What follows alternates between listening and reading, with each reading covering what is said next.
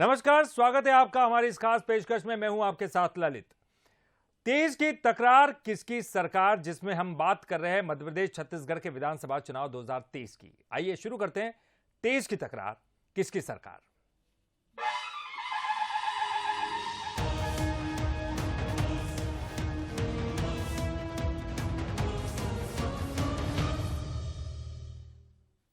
सबसे पहले बात करेंगे केसरिया कांग्रेस की। जी हां, मध्य प्रदेश कांग्रेस अब बीजेपी की को उसी की राह पर चलकर मात देने की कोशिश में जुटी है। हनुमान भक्ति, सावन में रुद्राभिषेक और नर्मदा सेवा के लिए सेना का गठन करके कांग्रेस ने सॉफ्ट हिंदुत्व की राह पकड़ी है, लेकिन बीजेपी को इसमें धोखेबाजी नजर आ रही है।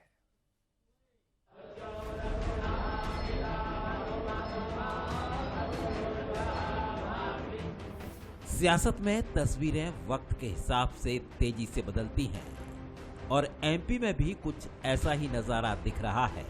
कांग्रेस के दफ्तरों में रुद्राभिषेक यज्ञ हो रहे हैं। नर्मदा जी की सेवा के लिए कांग्रेस बाकायदा सेना बनाने जा रही है, तो कांग्रेस के सबसे मजबूत गढ़ छिंदवाड़ा में मौजूदा वक्त के सबसे चर्चित संत धीरेन्द्र शास्त्री दरबार लगाने जा रहे हैं। कांग्रेस का धार्मिक प्रकोष्ठ पूरे सावन के दौरान धार्मिक आयोजनों की तैयारी में है। पुजारी प्रकोष्ठ के जरिए भी कांग्रेस अपने आप को सनातन हितैषी बताने की कोशिश में है। कुल मिलाकर चुनाव के पास कांग्रेस उसी पथ पर चलती नजर आ रही है जो बीजेपी का हमेशा से रहा है। कांग्रेस के इस बदले मिजाज पर जब सवाल उठते हैं तो जवाब कुछ यूं मिलता है। नर्मदा में हम सब आस्था रखते हैं। हम नर्मदा सेवा सेना हम बना रहे हैं। हमारे 28 क्षेत्रों में ये बनेगी जहां से नर्मदा गुजरती है। नर्मदा सेवा सेना और वहां के हम सदस्य बनाएंगे। ये जो लिखे पॉइंट्स हैं ये इसमें संकल्पित रहेंगे कि हम ये सेवा करेंगे और ये एक गैर राजनीतिक है, इसमें कोई भी आ सकता है। जो लोग कॉपीराइट समझते हैं, जो सील ठप्पा लगा के नकली सील बनवा के धर्म के उस पर ठप्पा लगा के स्टाम्प पे बैठे हैं, उनको बता देना चाहते हैं कि तुम्हारी नकली सील और नकली स्टाम्प नहीं चलेंगे। कमलनाथ जी के वहाँ तो 13 साल पहले हनुमान जी की विशाल प्रतिमा बन गई और हमेशा हवन पूजन चलता, तो कॉपीराइट तुम्हारी नहीं है। जाहिर है जिस बात को लेकर बीजेपी कांग्रेस को घेरती रही है, अब कांग्रेस उस मुद्दे को खत्म कर देना चाहती है। सॉफ्ट हिंदुत्व कांग्रेस को वक्त की जरूरत लग रही है, तो उसी हिसाब से उसने अपनी गतिविधियां भी बदली है। इधर राम मंदिर और महाकाल लोक जैसी उपलब्धियों के साथ चुनाव मैदान में उतरने जा रही बीजेपी अगले साल की शुरुआत में ऐतिहासिक राम पर्व का आयोजन भी कर रही है और बीजेपी को कांग्रेस का सॉफ्ट हिंदुत्व एक धोखा ही नजर आता है। ये धर्म केवल वोट के खातिर अपना रही है। कांग्रेस अब तेरी किसी भी बात पर हिंदुस्तान का हिंदू फंसेगा नहीं, वो उसका साथ देगा जिसने अयोध्या में राम मंदिर का निर्माण किया। कांग्रेस ढोंगी है, पाखंड है और धर्म को वो राजनीति में इस्तेमाल करना चाहती है।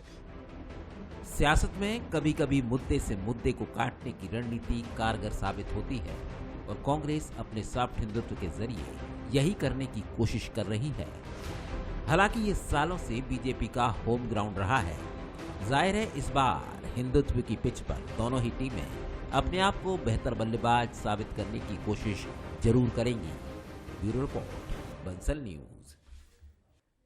विधानसभा चुनाव के लिए बीजेपी ने पूरी तरह से कमर कस लिया है। बीजेपी अपने चुनावी अभियान की शुरुआत मालवा निमाड़ से करने जा रही है, जिसके लिए बीजेपी महासचिव कैलाश विजयवर्गीय ने बैठक लेना भी शुरू कर दिया है। विजयवर्गीय का दावा है कि अगर आज चुनाव होते हैं तो बीजेपी 150 सीट से ऊपर लेकर आएगी। और तो वहीं 30 जुलाई को गृह मंत्री अमित शाह भी मालवा निमाड़ से ही अपनी पहली चुनावी सभा की शुरुआत करेंगे। अमित शाह जाना पाओ तीर्थ स्थल में जाकर पूजा अर्चना करेंगे और बीजेपी कार्यकर्ताओं का जोश बढ़ाएंगे। आपको ये बता दें कि जाना पाओ भगवान परशुराम की जन्मस्थली है, जिसके सहारे बीजेपी ब्राह्मण वोटरों को साधने की कोशिश में जुटी है।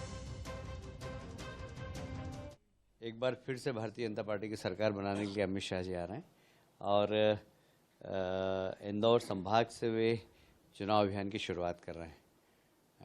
ये हमारे लिए सौभाग्य की बात है कि इंदौर संभाग को उन्होंने चयन किया सबसे पहले, और इसलिए कार्यकर्ताओं में बहुत उत्साह है।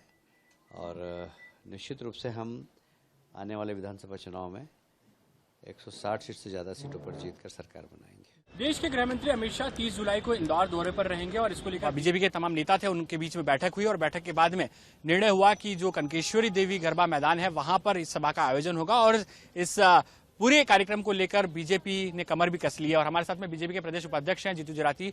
जराती जी, किस तरीके का आयोजन होने वाला? अमित शाह जी आ रहे हैं और चुनावी शंखनाद होगा। देखिए, अमित शाह जी हम सब भारतीय जनता पार्टी के कार्यकर्ताओं के लिए एक पर्व जैसे हैं, एक उत्सव जैसे हैं। आप देखिए कि उनकी मंशा हुई भोपाल में, जैसा कि माननीय कैलाश जी ने बताया कि मैं कार्यकर्ताओं के साथ बात करना चाहता हूं, और 30 तारीख मेरे पास फ्री है, मतलब 2 दिन सिर्फ। और 2 दिन में कौन से जिले में, कौन से संभाग में कार्यक्रम हो सकता है, तो तपाक से इंदौर आया। और चूंकि इंदौर का से ही सब कुछ चलता है, तो इंदौर में लगभग 50,000 कार्यकर्ताओं की हम लोग तैयारी कर रहे हैं। ताबड़तोड़ दिन रात यहाँ पर काम चलेगा। बारिश का मौसम है, उसके बाद भी हमने आज जैसे ही कार्यकर्ताओं से बात की तो एक उत्साह जैसा माहौल था, एक पर्व जैसा माहौल था। इंदौर के तमाम क्षेत्रों से, प्रत्येक बूथ से हमने टारगेट किया है कि 15 कार्यकर्ता एक बूथ से निकल करके आना चाहिए। प्रत्येक बूथ से कार्यकर्ता निकल करके आए, और उसी की हम लोगों ने तैयारी की है। चुनावी मंत्री देखे जाएंगे, कहा लग रहा है आपको कि एक शंखनाद हो जा रहा है? मालवा निमाड़ सत्ता का गढ़ कहा जाता है और यहीं से सत्ता की चाबी। चुनाव के और राजनीति के उनको चाणक्य कहते हैं, और उन्होंने अगर अपने हाथ में कमांड लिए तो निश्चित रूप से हम कार्यकर्ताओं में जो उत्साह ही है, लेकिन प्रचंड बहुमत से फिर से भारतीय जनता पार्टी की सरकार बनेगी। मिशन 2023 का मौका है और ऐसे में आप देखें किस तरीके से यहाँ पर गृह मंत्री जब इंदौर पहुंचेंगे, और ये कनकेश्वरी गरबा मैदान है, खासतौर पर आप देखें 50,000 से ज्यादा कार्यकर्ताओं को जुटाने का लक्ष्य रखा गया है।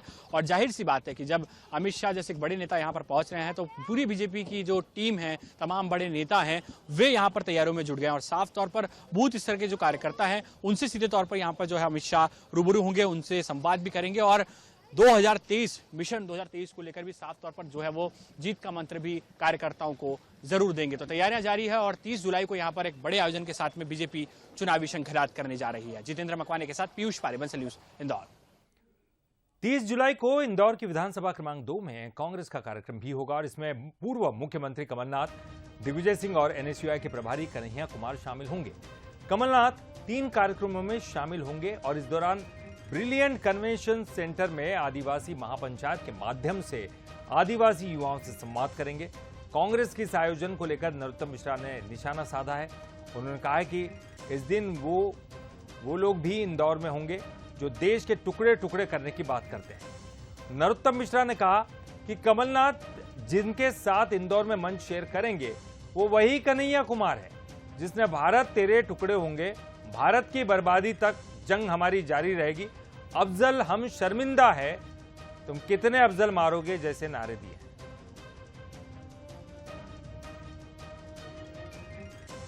एक कल्पना करना जिसके साथ कमलनाथ जी मंच शेयर कर रहे हैं वो वही है जिसने भारत तेरे टुकड़े होंगे, इंशाअल्लाह इंशाअल्लाह, भारत की बर्बादी तक जंग हमारी जारी रहेगी, अफजल हम शर्मिंदा हैं, तेरे कातिल जिंदा हैं, तुम कितने अफजल मारोगे, हर घर से अफजल निकलेगा। वही है ना कन्हैया कुमार। और ये दूसरे शख्स जो आ रहे हैं ना, वो स्पष्ट कहते हैं, वो कहते हैं कमलनाथ जी जिसके साथ मंच शेयर कर रहे हैं, तुम कितने अफजल मारोगे, हर घर में अफजल निकलेगा। और ये कहते हैं कि हम घर में घुस के मारेंगे जिस घर में अफजल निकलेगा। ये दोनों बातें, एक राष्ट्रभक्त है और एक राष्ट्र तोड़ने की बात करती हैं। बस यही अगर दोनों उस दिन है तो यही चुनाव की और मूल थीम समझ लो आप। राष्ट्रभक्तों का सम्मेलन होगा और राष्ट्रद्रोही जो देश तोड़ने की बात की है उनके बीच होंगे। ग्वालियर पहुंचे केंद्रीय मंत्री ज्योतिरादित्य सिंधिया ने अमित शाह के दौरे को लेकर कहा कि अमित शाह ने मध्य प्रदेश और छत्तीसगढ़ चुनाव प्रबंधन समिति की जिम्मेदारी ली है और उसी के तहत उनके लगातार दौरे हो रहे हैं। वहीं इस दौरान सिंधिया ने कांग्रेस की किसान न्याय योजना को लेकर कहा कि जिस पार्टी ने झूठे वादे किए हैं उनको हमारा अन्नदाता दोबारा देखने को तैयार नहीं है। अमित शाह जी ने छत्तीसगढ़ और मध्य प्रदेश की चुनाव प्रबंधन की जिम्मेदारी ली है और उसी के तहत उनके दौरे हो रहे हैं। हम सब उनके दौरों से प्रेरित हैं।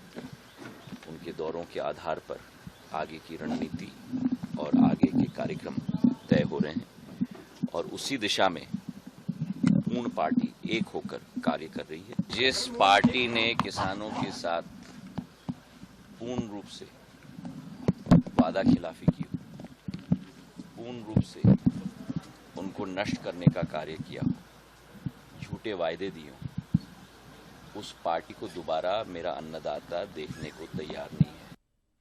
मध्य प्रदेश में जारी आदिवासी सम्मान यात्रा को लेकर युवक कांग्रेस के प्रदेश अध्यक्ष डॉक्टर विक्रांत भूरिया छिंदवाड़ा पहुंचे और इस दौरान बंसल न्यूज ने विक्रांत भूरिया से खास बातचीत की। स्वाभिमान यात्रा को लेकर भूरिया ने कहा कि यात्रा के जरिए आदिवासियों से संवाद करेंगे और जो भी मुद्दे सामने आएंगे उनको कांग्रेस के वचन पत्र में शामिल किया जाए। आदिवासी स्वाभिमान यात्रा को लेकर युवक कांग्रेस के प्रदेश अध्यक्ष विक्रांत भूरिया छिंदवाड़ा पहुंचे हैं। छिंदवाड़ा के आदिवासी विधानसभा क्षेत्रों का वो दौरा कर रहे हैं, लोगों से मिल रहे हैं। क्या यात्रा है और यात्रा की क्या छाप कांग्रेस के मैनिफेस्टो पे दिखेगी? देखिए, जब अति हो जाती है तब सड़क पर निकलना पड़ता है और मध्य प्रदेश में इसी तरह से आदिवासियों के साथ अति हो गई है। भाजपा की सरकार में सबसे ज्यादा पूरे प्रदेश में, देश में अत्याचार आदिवासियों पर हो रहे हैं तो वो मध्य प्रदेश में हो रहे हैं। और इसी के विरोध में जब सीधी कांड होता है, जब मणिपुर कांड होता है, तो हम सब जबरदस्त आदिवासी समाज हमें हाथ होता है उनके घावों पर मरहम भरने के लिए और उनको बताने के लिए कि किस तरह भाजपा लगातार हमारे आदिवासियों को शोषण कर रही है। हम लगातार 19 जुलाई से 36 विधानसभाओं में जाने वाले हैं, काफी विधानसभाओं तक हुआ है और 7 अगस्त को झाबुआ में इसका समापन होगा। 18 जिलों तक ये यात्रा जा रही है। 2200 किलोमीटर की ये यात्रा है। हम रास्ते में सारे आदिवासी भाइयों बहनों से संवाद भी स्थापित कर रहे हैं, उनसे बैठकर बात कर रहे हैं, युवाओं से संवाद स्थापित कर रहे हैं कि कांग्रेस का मैनिफेस्टो में इसकी झलक, मतलब जिन मुद्दों को लेकर आदिवासी बात कर रहे हैं, आप उनसे चर्चा कर रहे हैं, संवाद दोनों तरफ से स्थापित हो रहा है, तो क्या ये दिखेगा? निश्चित तौर पर कमलनाथ जी ने साफ कर दिया है। हम जो भी लोगों से बात कर रहे हैं, हर दिन का उनको रिपोर्टिंग होती है, उनको बताते हैं कि आज ये करा, ये करा, किस चीज को उसको सुधार सकते हैं। हर दिन उनका हम निर्देश हमारे पास आते हैं और जो भी हमको फीडबैक आता है उनको देने का काम करें और इसी से आदिवासी जो ट्राइबल मैनिफेस्टो है मध्य प्रदेश का तैयार होगा, जिससे ज्यादा से ज्यादा आदिवासियों का इस प्रदेश में हम कल्याण कर पाएंगे। ये तो डॉक्टर विक्रांत भूरिया जिनका साफ कह रहे हैं कि कांग्रेस के आने वाले मैनिफेस्टो में आदिवासियों की झलक इस स्वाभिमान यात्रा में दिखाई देगी। अमित द्विवेदी, बंसल न्यूज, छिंदवाड़ा। कांग्रेस पूरी तैयारी के साथ मिशन 2023 में जुटी है और इसी कड़ी में जल्द ही प्रत्याशियों का ऐलान किया जा सकता है। कांग्रेस अभी तक 3 सर्वे करा चुकी है, जिसमें 18 से 20 विधायकों की स्थिति कमजोर नजर आ रही है। यह बताया जा रहा है कि 1 हफ्ते के अंदर चुनाव समिति की पहली बैठक होगी, जिसमें नामों को लेकर चर्चा होगी। समिति में सीएम भूपेश, प्रदेश अध्यक्ष समेत 9 कैबिनेट मंत्री शामिल हैं। छत्तीसगढ़ राजनीति में इन दिनों ट्वीट वार छिड़ा हुआ है। जी हां, ट्वीट वॉर। इस वॉर में दोनों ही दल के नेता भाषा की मर्यादा भूलकर एक दूसरे पर कीचड़ उड़ेल रहे हैं। देखिए खास रिपोर्ट।